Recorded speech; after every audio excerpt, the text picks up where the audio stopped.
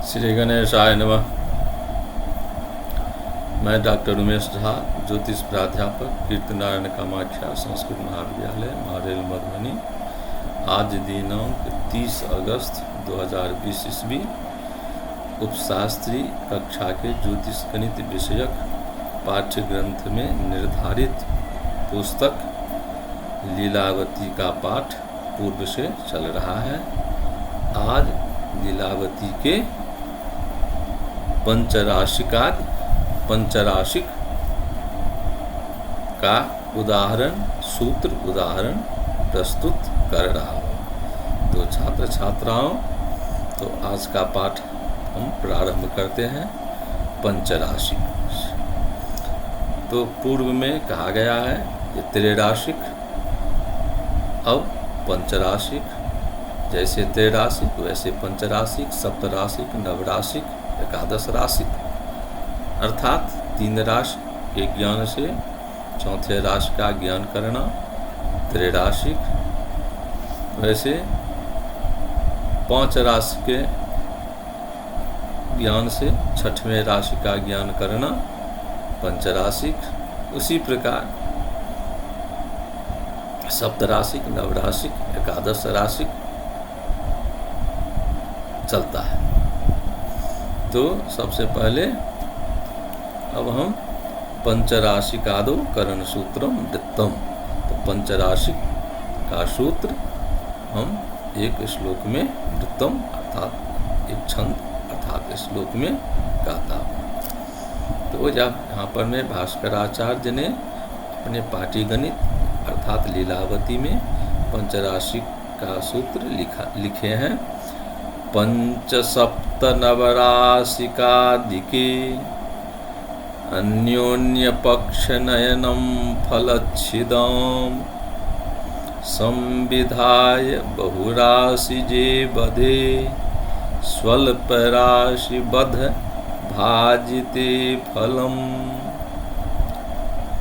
पंच सप्त नवराशिकादिकेऽन्योन्य पक्ष नयनम फलच्छिदं संविधाय बहुराशि जे बधे स्वल्प राशि बध भाजिते फलम।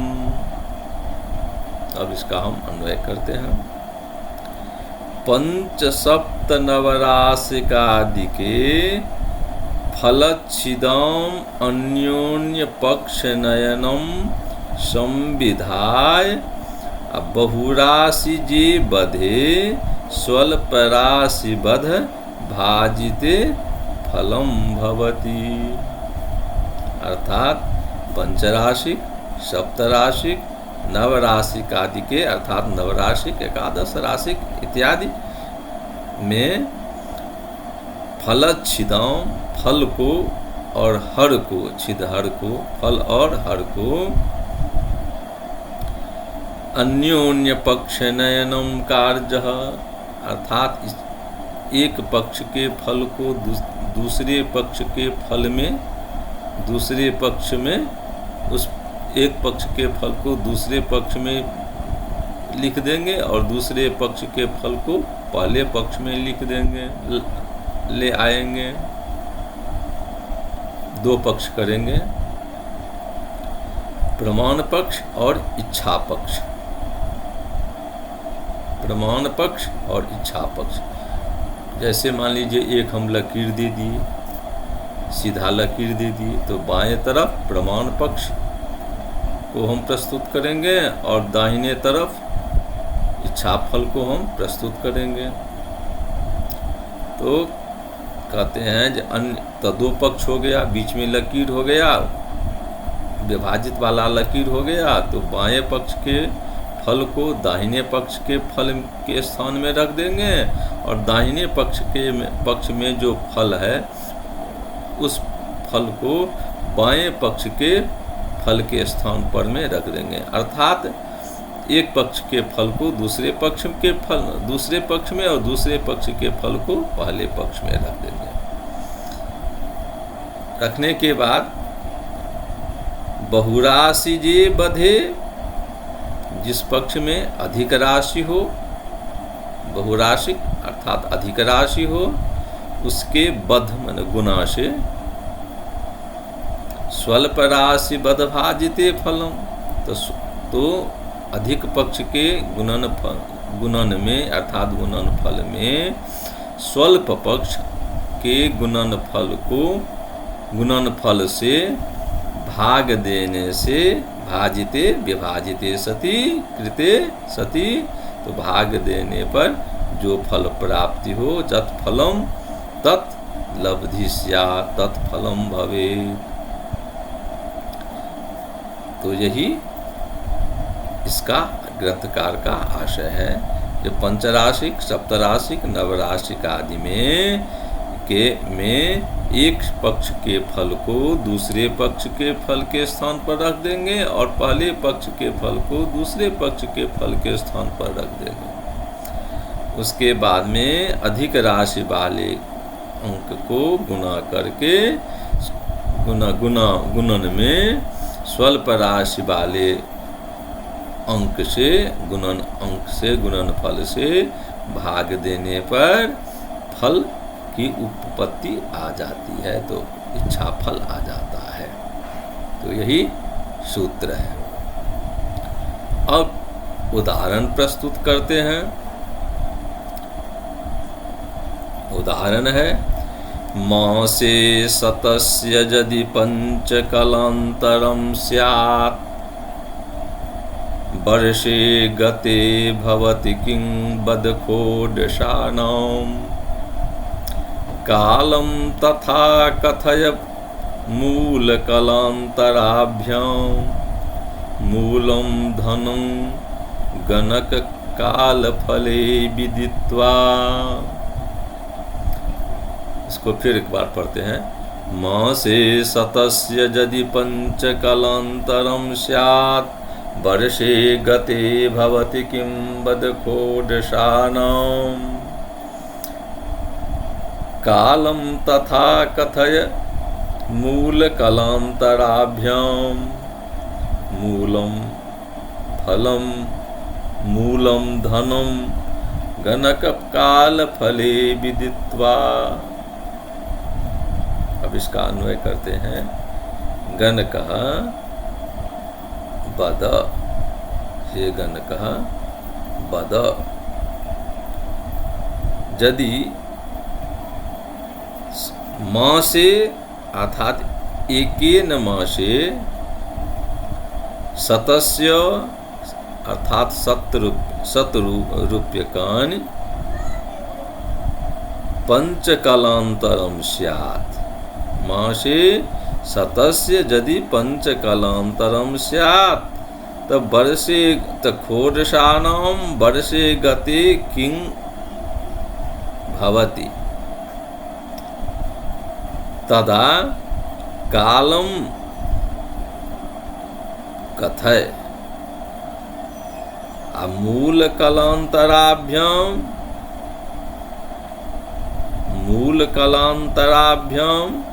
कालं कथय, मूलं धनं अतः कालफले विदित्वा मूलं धनं कथय इत्यान्वय। अर्थात हे गणक, हे ज्योतिषी, बद कहो, बताओ, यदि मासे सतस्य, यदि मासे अर्थात एक मास में, सतस्य माने 100 का, 100 का, पंचकलान्तरं स्यात्, 5 रुपया कलांतर मन सूद अर्थात यानी ब्याज स्यात् होता है।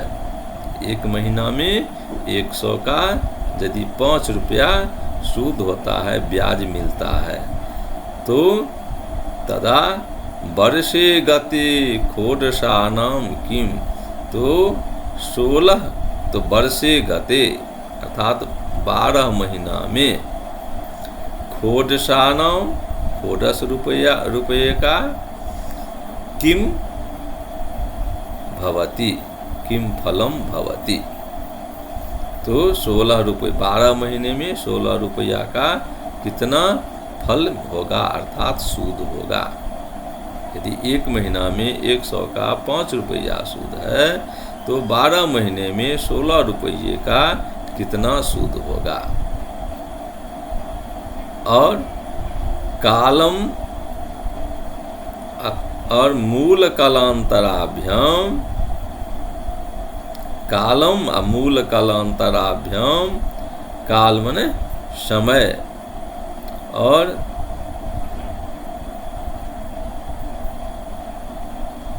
कालांतराभ्याम माने ब्याज। तो मूलम कथ है, तो समय और ब्याज पर से मूलम अर्थात मूलधन कहो।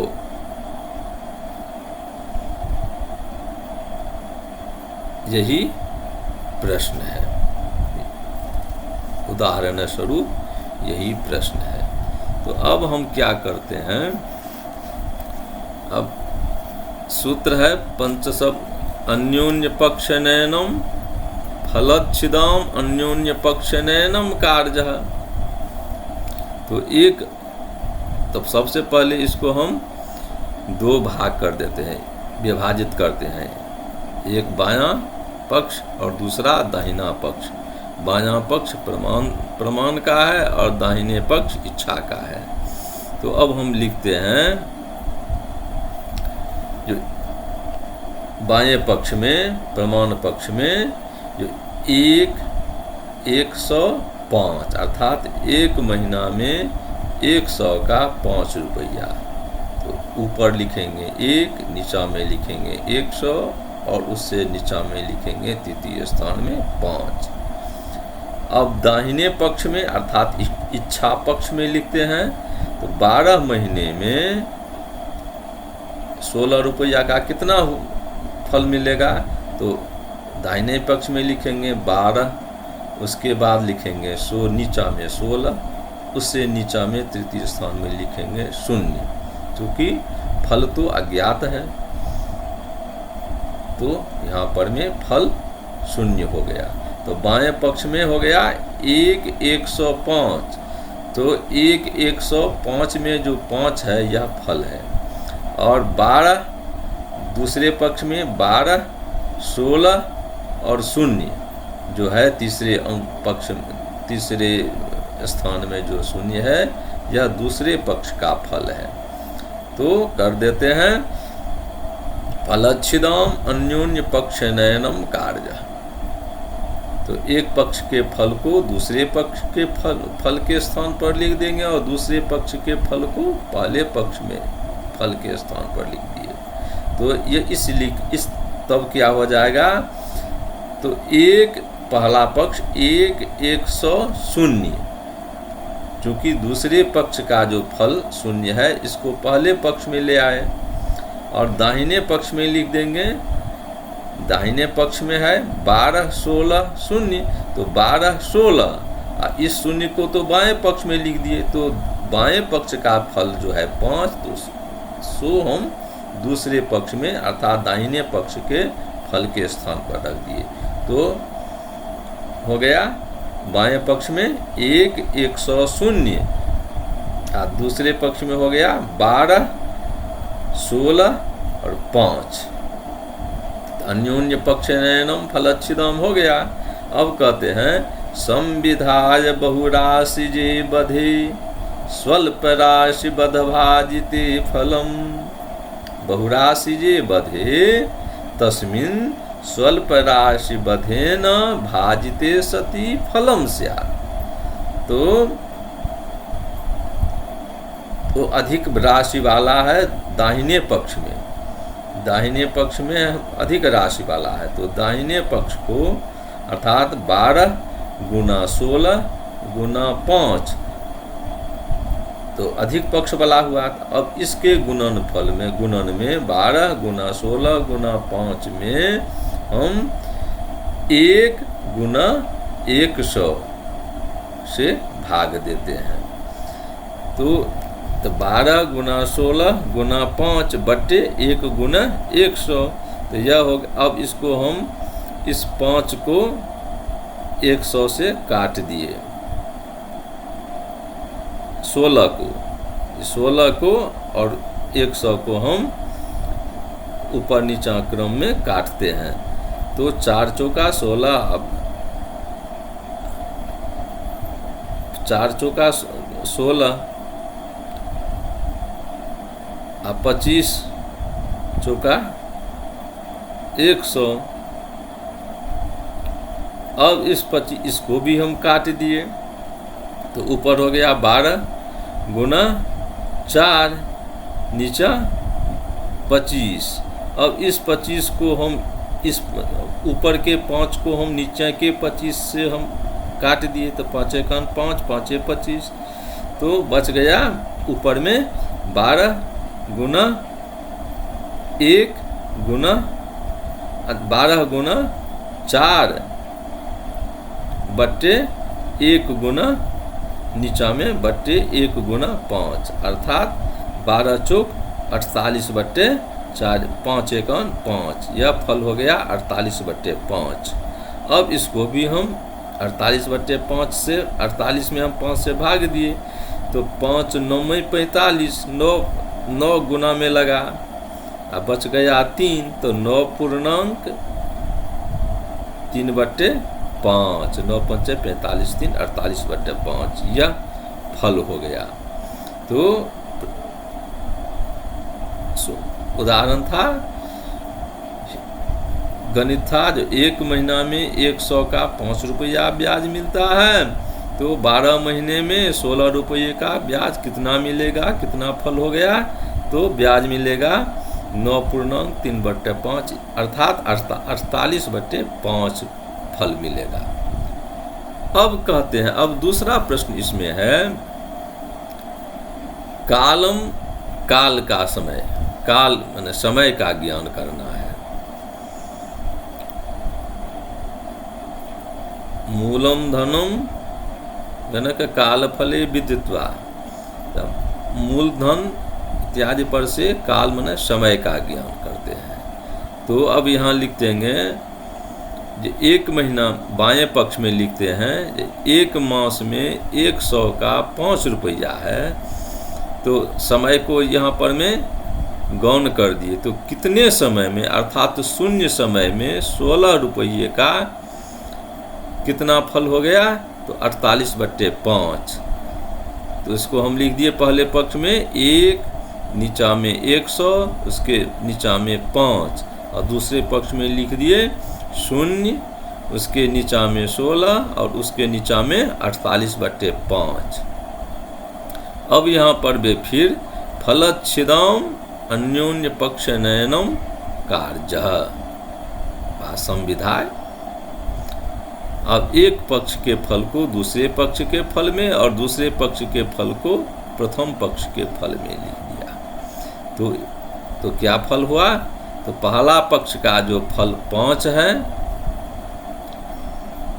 उसको हम दूसरे पक्ष में लिख दिए, और दूसरे पक्ष का जो फल 48 बट्टे 5 है उस 48 को हम पहले पक्ष में लिख दिए। तो पहला पक्ष हो गया 148, और दूसरा पक्ष में हो गया 0, 16, 5, 5।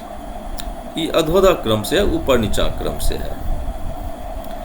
अब कहते हैं, जो संविधाय बहुराशि जे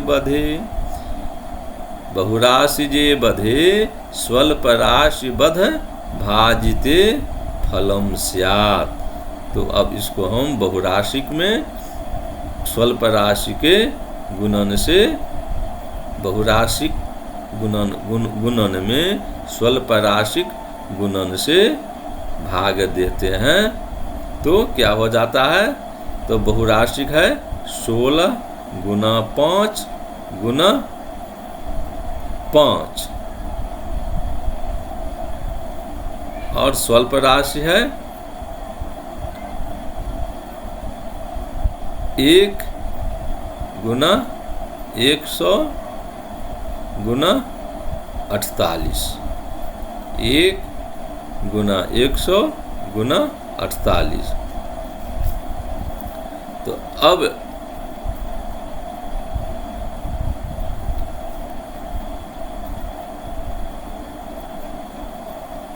हाँ,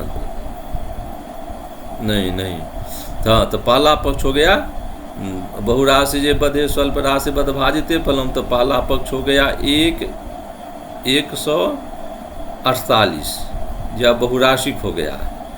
और दूसरा पक्ष दाएं वाला पक्ष जो है उसमें रह गया 0, 16, 5, 5, तो बहुराशिक पक्ष हो गया 148।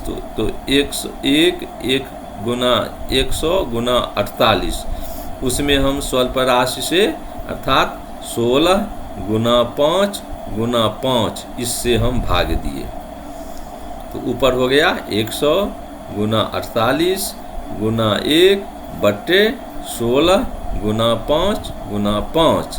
तो अब इसको फिर हम ऊपर नीचा क्रम में काट दिए। तब ऊपर है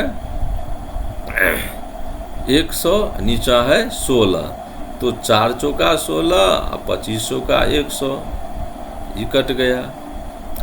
फिर ऊपर है 48, नीचा है 4, इस 4 को हम 12 गुना में काट दिए 48 को, इस 4 से 48 को 12 गुना में काट दिए, तो 12 हो गया। अब यहाँ पर में जो नीचा में फिर 5 गुना 5 है, उसको हम 5 25 बार, ऊपर भी 25 है तो उसको हम काट दिए। तो अर्थात विभाजित करने पर में बच गया अंक 12 बट्टे 0 अर्थात 12। तो यही फल उत्तर आ गया। अर्थात तो प्रश्न था एक महीना में 100 का 5 रुपया है, तो कितने महीना में 16 रुपये का 48 बट्टे 5 रुपया सूद होता है। तो यहाँ पर में उत्तर आ गया पूर्व की भांति 12 महीना। अब पूर्व उदाहरण में भी एक महीना में 100 का 5 रुपया, तो 12 महीने में 16 रुपये का कितना, तो 12 महीना तो था ही, तो यह वही 12 महीना यहाँ पर में फल आ गया, तो यह सही हो गया। अब है मूलधन ज्ञान करके मूलधन का ज्ञान करना है।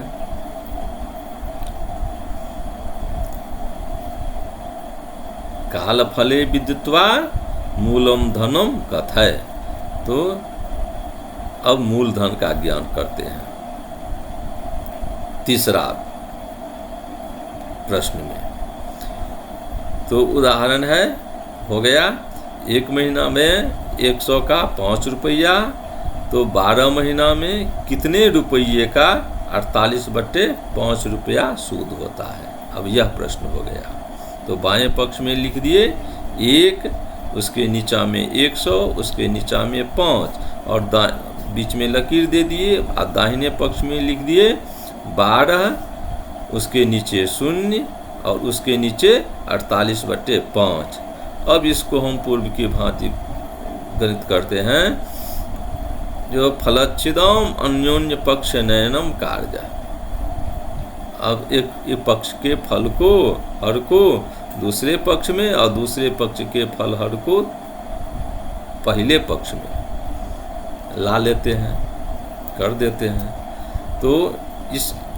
तो यह क्रिया करने से एक पक्ष के फल को दूसरे पक्ष में, दूसरे पक्ष के फल को पहला पक्ष में लिखने से क्या हो गया, तो पहला पक्ष हो गया बायां तरफ 1, उसके बाद में नीचा में 100, और उसके बाद में नीचा में 5 के जगह पर में 48, और दाहिना पक्ष हो गया 12, उसके नीचा में 5 और उसके नीचा में 5। तो तब 2 पक्ष बन गया। प्रमाण पक्ष हो गया 1, नीचा में 100, उसके नीचा में 48, और इच्छा पक्ष दूसरा पक्ष में हो गया 12, उसके नीचा में 5, उसके नीचा में 5। अब कहते हैं जो बहुराशि जे बधे स्वल्प राशि बध भाजिते फलम स्यात्, तो बहुराशि हो गया 1 गुना 100 गुना 48 भागा बट्टे स्वल्प राशि वाला 12 गुना 5 गुना 5, तो हो गया। अब इस नीचा में कर दिए, अर्थात 1 गुना 48 गुना 100 बट्टे 12 गुना 5 गुना 5, तो बराबर। अब क्या हो गया, तो फिर इसको हम अधोधः क्रम से उसको हम काटते हैं। यहाँ पर में 5 गुना 5 है, तो 5 25 हो गया, उसको 100 में हम काट दिए, भाग दे दिए, तो 25 का 100, ऊपर 4 हो गया। नीचा में फिर 12 है, ऊपर 48 है, तो 12 एकान 12, 12 चौका 48, तो ये 48 भी कट गया, तो बच गया 4 गुने 4 बराबर 4 गुने 4 बराबर 16। यह 16 रुपया मूलधन आ गया। तो प्रश्न भी वही था।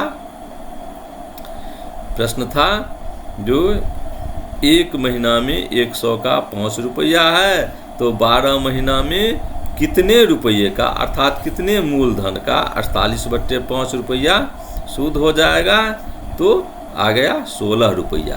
अब पूर्व उदाहरण में भी वही था, जो 12 महीना में 16 रुपये का कितना सूद है, तो सूद तो आ गया था, अब 16 रुपया भी यहाँ पर में आ गया, तो यही उत्तर हो गया। तो एक ही प्रश्न उदाहरण में 3 प्रश्न था। एक प्रश्न था जो 1 महीना में 100 का 5 रुपया है, तो 12 महीना में 16 रुपये का कितना सूद होगा, तो सूद आ गया। अब दूसरा प्रश्न था जो एक महीना में 100 का 5 रुपया सूद है, तो कितने महीने में 16 रुपये का 48/5 रुपया सूद हो गया, तो अब फल आ गया 12 महीना। अब तीसरा उदाहरण था 1 महीना में 100 का 5 रुपया है, तो 12 महीना में कितने रुपये का 48/5 रुपया सूद होगा, तो यहाँ पर में मूलधन का ज्ञान करना था, तो यहाँ पर में 16 रुपया आ गया मूलधन। तो यह तीनों प्रश्न का उत्तर हो गया। तो छात्रों इसको ठीक से देखना, पढ़ना।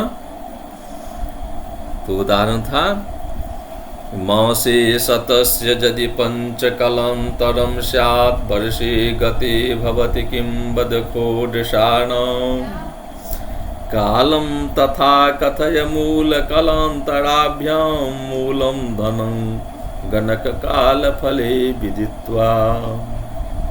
इसका सूत्र हो गया 5-7-9 अन्योन्यपक्षनयनं फलच्छिदां संविधाय बहुराशि जे बधे स्वल्पराशि बधभाजिते फलम। तो छात्रों आज के पाठ को हम यहीं पर में विराम देते हैं, फिर अग्रिम पाठ अग्रिम रोज करेंगे। जयतु संस्कृतम।